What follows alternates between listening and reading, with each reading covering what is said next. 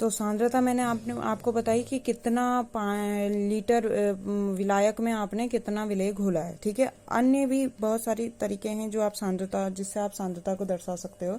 जैसे पहला इसमें तरीका हो गया द्रव्यमान प्रतिशत। तो वो प्रतिशत, द्रव्यमान प्रतिशत यानी कि 100 में से आपको पता करना है। जैसे इसको बताओगे कैसे, देखो माना कि आपके पास एक विलयन है जिसमें 2 घटक हैं ए व बी, तो दोनों का द्रव्यमान प्रतिशत निकलेगा ना। टोटल ये 100% हो गया, 100% में से ए कुछ परसेंट होगा, बी कुछ परसेंट होगा, तो दोनों का द्रव्यमान प्रतिशत निकलेगा। ये भी इनके बता रहे हैं ना कि कौन कितना प्रतिशत है, तो ये भी इसकी सांद्रता को प्रदर्शित कर रहा है। तो यहाँ पे ए का द्रव्यमान प्रतिशत कैसे निकलेगा, ए का द्रव्यमान बट्टा टोटल द्रव्यमान, WA + WB, टोटल द्रव्यमान इंटू 100। ऐसे बी का द्रव्यमान प्रतिशत कैसे निकलेगा, बी का द्रव्यमान बट्टा टोटल द्रव्यमान इंटू 100। ठीक है, फॉर्मूला अगर देखो इसका, अगर डेफिनेशन देखोगे तो क्या है, द्रव्यमानुसार विलयन के प्रति 100 भाग में उपस्थित एक घटक के द्रव्यानुसार भागों की संख्या, यानी कि टोटल घटक में से एक घटक के द्रव्यमान के अनुसार भागों की संख्या क्या कहलाती है, द्रव्यमान प्रतिशत कहलाती है। तो फॉर्मूले को याद रखो अगर डेफिनेशन याद ना भी हो तो।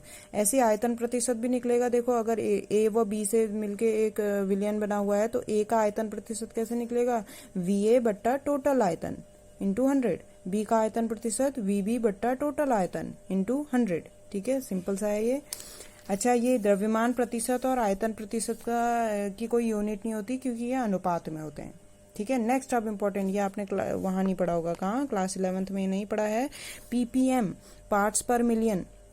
पार्ट्स पर मिलियन क्या होता है, देखो जब आपका किसी विलायक में विलेय बहुत ही कम घुला हो, ठीक है, किसी विलायक में विलेय अगर बहुत ही कम मात्रा में घुला हो तो उस केस में तो आप अगर द्रव्यमान प्रतिशत निकालोगे या आयतन प्रतिशत निकालोगे तो मान बहुत ही कम आएगा, है ना। जो आंसर आएगा, जो आपका सांद्रता निकलेगी वो बहुत कम आएगी। क्यों कम आएगी, क्योंकि आपका ये देखो आयतन नीचे वाला पोर्शन तो ज्यादा होगा, ऊपर वाला पोर्शन बहुत कम होगा, तो आंसर वो 0.00 ऐसे में आएगा। तो आपका उस केस में, जिस केस में जो विलेय है वो विलेय बहुत कम मात्रा में हो, क्या, विलेय बहुत कम मात्रा में हो, तो उस केस में आपकी सांद्रता बहुत कम निकलती है। अब सांद्रता को थोड़ा ज्यादा दिखाने के लिए हम एक दूसरा तरीका यूज करते हैं सांद्रता, क्योंकि ठीक ठाक दिखाई दे, हमें पता तो चले कितनी है, तो उसके लिए हम यहाँ पे दूसरे एक तरीका का यूज करते हैं, विच इज PPM, पार्ट्स पर मिलियन। ठीक है, अब पार्ट्स पर मिलियन क्या है, जैसे 2 घटक हैं, उसमें से एक घटक का अगर आपको PPM में निकालना है तो एक घटक में ए का द्रव्यमान, ठीक है, तरीका वही है जैसे द्रव्यमान प्रतिशत निकाला है, ए के लिए निकालना है तो ए का द्रव्यमान बट्टा टोटल मिलियन का द्रव्यमान, लेकिन यहाँ पर पार्ट्स पर मिलियन की बात करिए तो गुणा 10⁶। 10⁶ क्यों किया है बच्चों, क्योंकि 1 मिलियन मतलब होता है 10 लाख। ठीक है, 10 लाख, 10 लाख में कितने जीरो होते हैं, 1 2 3 4 5 6, इकाई, दहाई, सैकड़ा, हजार, 10,000, लाख, 10 लाख, तो 10 लाख मतलब 10⁶। तो इससे 10⁶ से गुणा कर दिया, क्योंकि ये वैल्यू तो वो बहुत ही कम आनी है, क्योंकि ए जो चीज घुली हुई है वो चीज किस में है, बहुत कम मात्रा में है ना, बहुत कम मात्रा में है, और विलयन हमारा है ही अच्छा खासा, तो ये वैल्यू तो बहुत छोटी आएगी। तो उसको थोड़ा बहुत दिखाने के लिए कि आंसर में मतलब आपको थोड़ी बहुत मात्रा का पता चले, इसलिए उसको 10⁶ यानी कि मिलियन से उसको गुणा कर दिया है। तो ये ए का आपको PPM में पता चल जाएगा। ठीक है, जनरली आप कहीं कभी पढ़ोगे तो देखो जल की कठोरता को हम सामान्यतः PPM में व्यक्त करते हैं कि, ठीक है, अगर आपको ऐसा बोला जाए, कहीं पे लिखा हो कि कैल्शियम बाइकार्बोनेट, H को बाई बोलते हैं, कैल्शियम बाइकार्बोनेट के कारण जल की कठोरता 16.7 PPM है। ठीक है, तो जल की कठोरता 16.7 PPM है, इसका मतलब ये हुआ कि इसका मतलब क्या हुआ कि कठोर जल के 10⁶ भाग में, कठोर जल की PPM है ना, पार्ट्स पर मिलियन मतलब पर मिलियन, तो कठोर जल के 10⁶ भाग में 16.7 भाग किसका है, कैल्शियम बाइकार्बोनेट का है। तो ये इसकी सांद्रता को बता रहा है ना, समझ रहे हो कि ये यहाँ पर लिख रखा है कि कैल्शियम बाइकार्बोनेट के कारण जल की कठोरता 16.7 PPM है, तो ये बताना चाह रहा है कि 10⁶ भाग में 16.7 भाग किसका है, 16.7 भाग है कैल्शियम बाइकार्बोनेट का। ठीक है, कैल्शियम बाइकार्बोनेट का है। तो ये है PPM दिखाने का तरीका। ये डेफिनेशन वगैरह लिख लेना, ऊपर से लिखा हुआ है हमने। जैसा लिखा हुआ है वैसे लिख लेना, ठीक है। नेक्स्ट है मोलरता। ये मोलरता आपने क्लास 11th में भी पढ़ी है। मोलरता जिसे कैपिटल एम से दर्शाते हैं, विलेय के मोलों की संख्या बट्टा विलियन का आयतन लीटर में। मोलों की संख्या कैसे निकलती है, दिया गया द्रव्यमान बट्टा आणविक द्रव्यमान। अगर आपको आयतन लीटर में मिलीलीटर में दिया है तो आपको 1000 से उसको डिवाइड करना पड़ेगा। तो यहाँ पर फॉर्मूला सिंपल ये निकल जाएगा, ठीक है, क्योंकि ये एक का गुणा चौथे से तो W गुणा 1000 और दूसरे का गुणा तीसरे से तो M गुणा V, ये आ गया। यूनिट इसकी क्या हो गई, यूनिट हो गई सिंपल मोलों की संख्या का यूनिट हो गया ग्राम मोल और पर लीटर, ठीक हो गया।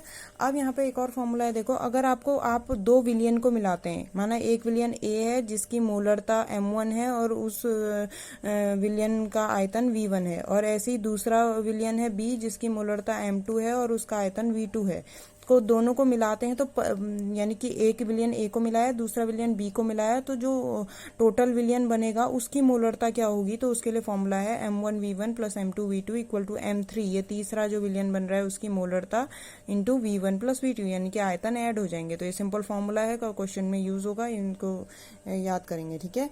नेक्स्ट है मोललता। ये लो है मोललता स्मॉल m से इसे दर्शाएंगे। मोललता बराबर विलेय के मोलों की संख्या बट्टा विलायक का भार केजी में। तो यहाँ पर विलायक का भार आता है, इधर विलियन का आयतन आता है, इधर हम विलायक का भार की बात करते हैं जो कि केजी में है।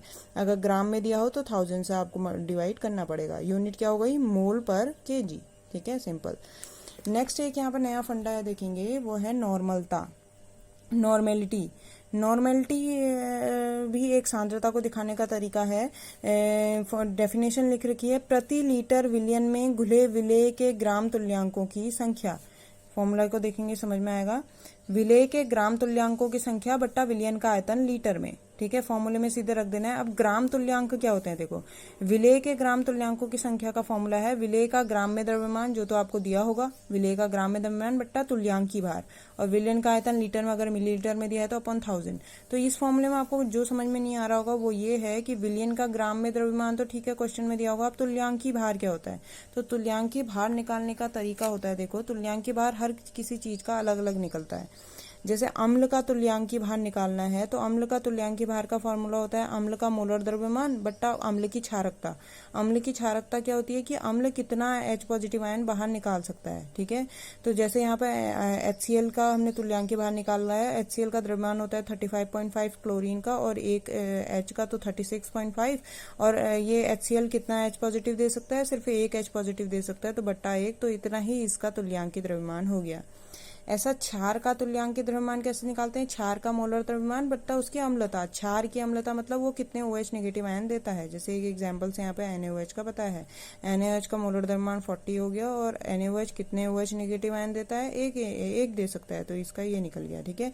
ऐसे ही लवण का भी हम निकाल सकते हैं, तो लवण का मोलर द्रव्यमान बट्टा धनायन पर कुल आवेश। जैसे लवण क्या हो गया आपका, यहाँ पे NaCl लवण हो गया, तो NaCl लवण हो गया, तो लवण का टोटल द्रव्यमान यहाँ पर लिख दो, और लवण में धनायन कौन है, Na पॉजिटिव पर कुल आवेश लिख दो बट्टा 1, तो वो निकल जाएगा, ठीक है। ऐसे तत्व का तुल्यांकी द्रव्यमान कैसे निकलेगा, तत्व का परमाणु द्रव्यमान बट्टा तत्व की संयोजकता, ठीक है।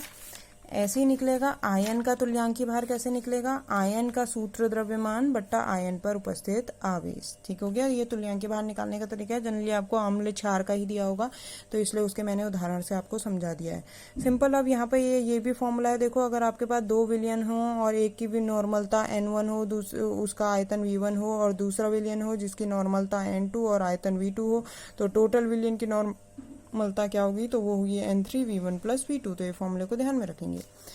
एक और फंडा है, देखो मोल अंश, ये भी सांद्रता को दिखाता है। मोल अंश, मोल फ्रैक्शन, इसको x से दर्शाते हैं।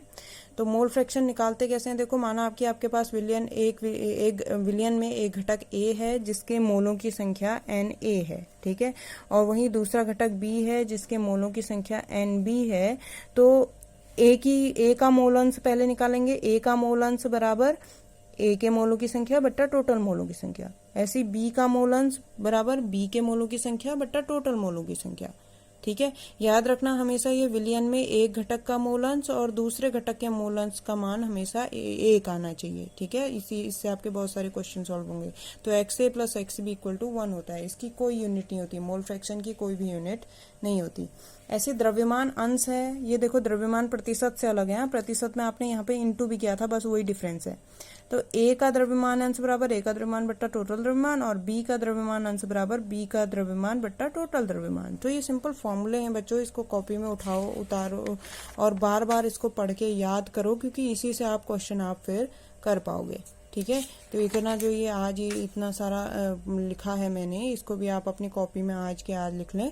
और कल मैं बच्चों थोड़ा सा आपको एक और वीडियो बना के दूंगी। क्यों? क्योंकि इसके क्वेश्चन अगर हम तुरंत के तुरंत कर लें तो हमें बहुत हेल्प मिलेगी। ठीक है, तो क्वेश्चन करने के लिए कल एक और वीडियो होगा जिसमें कुछ क्वेश्चन होंगे और बाकी फिर आपको क्वेश्चन दिए होंगे। ठीक है, थैंक यू।